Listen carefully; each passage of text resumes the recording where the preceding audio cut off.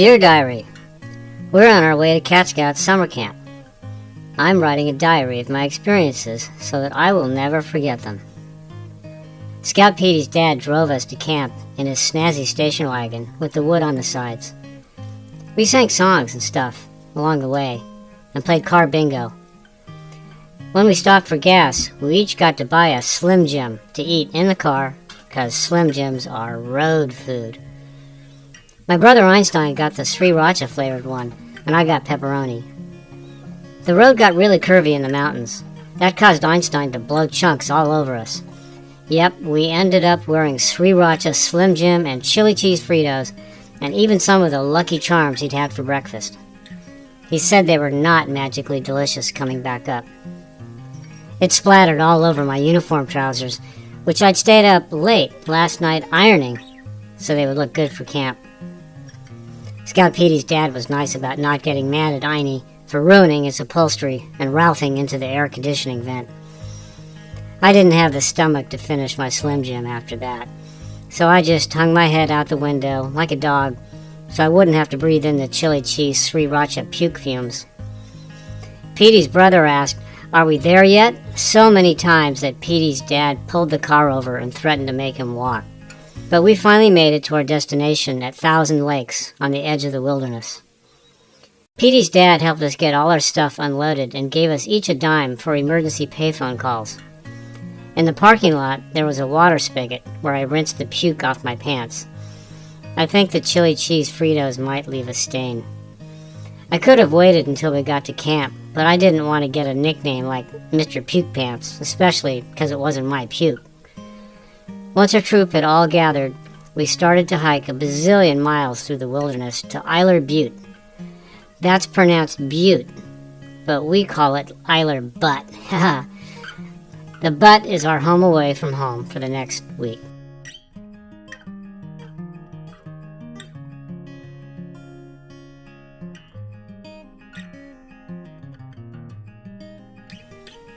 Dear Diary, the litter boxes here are really weird. They are called kaibos, and are like little houses with walls and a roof so you can have privacy. But the problem is the walls and the roof hold the stink in. Scout Seymour, who is a saber-tooth, told us to hold our breaths the whole time and to make it snappy, because some hooligans might come and tip it over and soak us in sewer sauce. Dear Diary, since this is my first trip to Cat Scout camp, I still have a lot to learn about roughing it.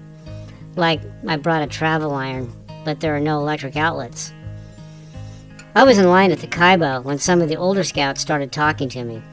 I felt like one of the cool kids, but they had other things in mind. It's kind of embarrassing to write, but here goes. I got pantsed. Yep, they pulled down my pants around my ankles and were going to take off with them and run them up the flagpole. But then they saw I was wearing my new Cat Scouts tactical underbriefs in camo, and boy were they impressed. They saluted me and said, "Welcome to summer camp." Cat Scouts tactical underbriefs are made of military-grade double-wall construction. They have an emergency payphone coin pocket, a patented double-reinforced tail hole, and elastic leg holes for fit and comfort.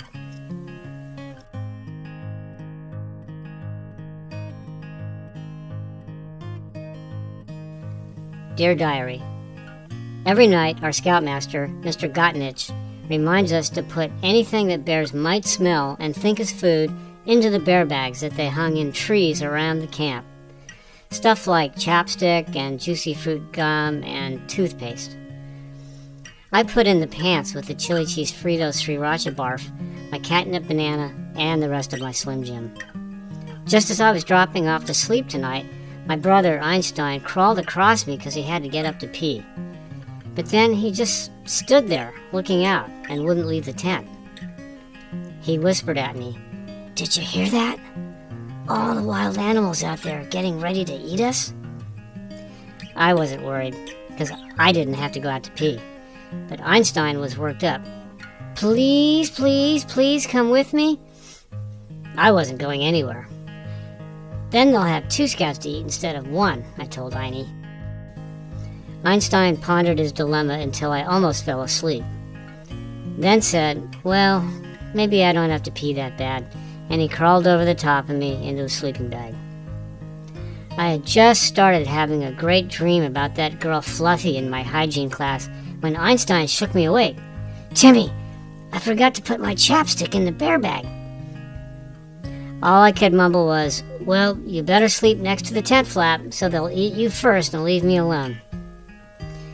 Einie failed to appreciate the humor.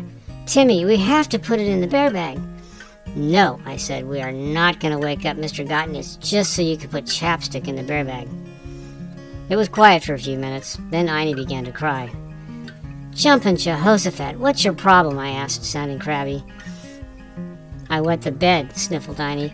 "Can I come sleep in your sleeping bag with you?" "That's my brother, the crybaby bedwetter. At least he doesn't have chapped lips."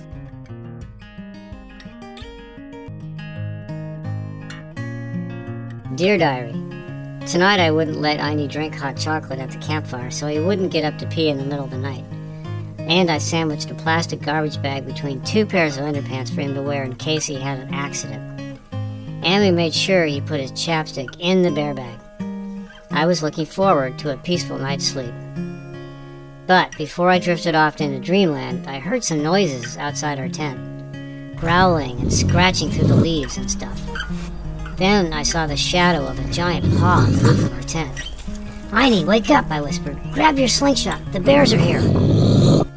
I could hear the bears circling the tent and licking their chops. I think I heard some of them banging pots in the chuck wagon tent. As Einie and I sat there contemplating our untimely end, the bears began digging under the tent. It was like the worst horror movie ever. We grabbed each other and held on tight. Then, just as soon as it started, the noise stopped and the bears went away. The next morning, as we were telling our bear story, the older scouts, the ones who pantsed me, said it was just raccoons. They put pancakes under our tent, so in the middle of the night the coons would come and root around under the tent to get the pancakes and eat them. But I'm still convinced it was bears.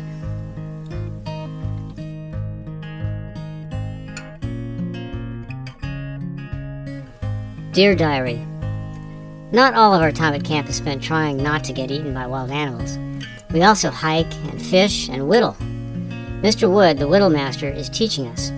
He carved Major Mac's whiskers. One of the show-offs in our group, Scout Fleazy, carved a Lamborghini. Sure, Fleazy could carve something spectacular because he had a fancy Cat Scouts tactical survival knife. Me and Einie had to share the cheesy pink Hello Kitty knife Mom got us at the 99-cent store.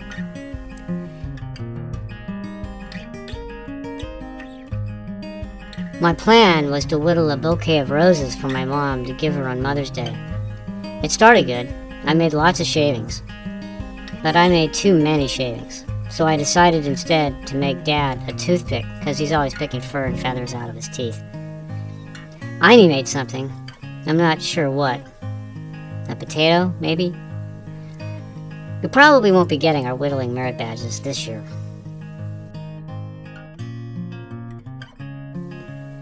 Dear Diary, today we went on our 10-mile hike. It was hard. You have to be on the lookout for wild animals getting ready to eat you, get blisters on your paws, and by mile 2, you're getting annoyed with Scout Stanley for bringing his accordion because the only song he knows is the chicken dance, and you can't sing to it. It was hot, and I got thirsty. Since I'd already drained my canteen by filling up water balloons and washing my paws after pooping, my mouth was as dry as the Sahara Desert. When we got to a rest spot, everybody collapsed. You can see the look of tyridity on the faces of Scout Opie and Scout Petey in the next photo. I went down to the creek to fill my canteen. You're not supposed to drink water out of the stream. You're supposed to drink water from your canteen. So I filled it up and drank it all down before I filled it up for the hike back to camp. Later, I was writing in my diary and bandaging up my blistered paws when I heard a rumble like a choo-choo train chugging through my innards. Before I knew it, I was serving up a heaping helping of poop soup. I sprinted for the kaibo, but not before some of it squirted out in my furs. "We got some butt mud in kaibo 4. One of the scouts who'd pantsed me had grabbed the camp megaphone and stationed himself by the kaibos, giving the whole entire camp a play-by-play description of my predicament. I wanted to melt into the hole and drown myself in sewer sauce. It was then I discovered I was out of TP. I called for Einstein, but he was all tied up in the crafts tent making lanyards. "Scout Timmy, is that you?" It was Scout Sammy, soon to be known as my savior. I explained my situation to him. He told me that TP was in short supply since most of it had been used the night before, TPing Mr. Gottenich's tent. But he would see if he could get every scout to donate a couple of squares to my cause, sort of like a TP Kickstarter campaign. Sammy returned with a pile of TP and a bunch of wet naps. When the kaibo area cleared out, as the scouts went to dinner, he helped me out of the kaibo and got me cleaned up. He found some wild lavender on the edge of the meadow and rubbed that all over me to offset the poo juice stink. I asked him if he had any butt putty I could use to keep the Hershey squirts in check, and he said I would just have to let nature run its course. I skipped dinner, but felt well enough to join everyone around the campfire for s'mores later on. Everyone applauded when they saw me. Then a couple of the senior scouts came forward and presented me with my crown. I shall be forever known as the Kaibo King.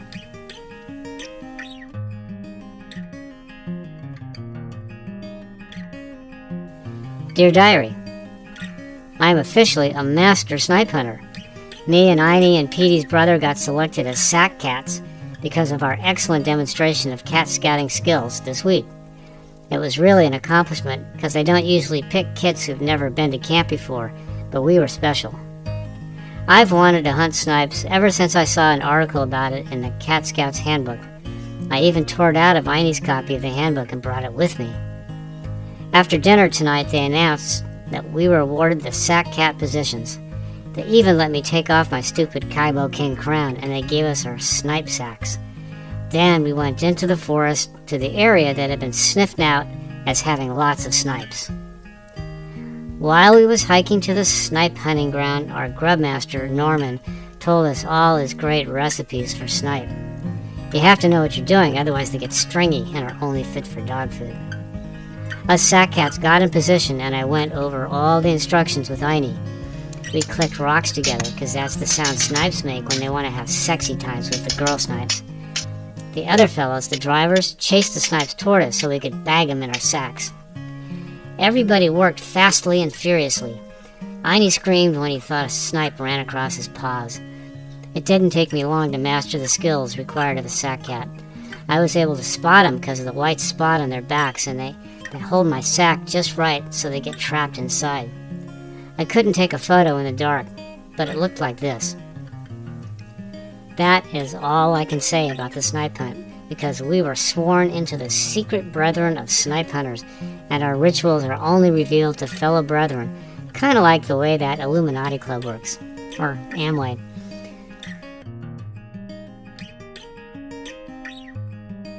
There are 7 things I learned from Cat Scouts Summer Camp. Number 1, don't let your car mates eat anything you don't want to wear later on when the road gets curvy. Number 2, don't take a whittling knife that your mom got you at the 99-cent store. Get a paper wrap so you can invest in a Cat Scouts tactical survival knife. Number 3, don't use up all the camp's TP when TPing Mr. Gottenich's tent. Number 4, check your tent for pancakes. Number 5, your chances of experiencing moments of supreme triumph and adulation are greatly enhanced if you are wearing Cat Scouts tactical underbriefs, especially the camo ones. No guarantees, just saying. My mom said she never heard the word Kaibo before, but it sounded dirty and she doesn't want it used in her house. And number 7, I still don't understand why I got the squirts, because I drank out of my canteen just like they told me. I hope you enjoyed reading my summer camp diary. You can join in the fun yourself by signing up at catscouts.com. And please take a sec to hit the subscribe button so you don't miss out on any Cat Scout adventures.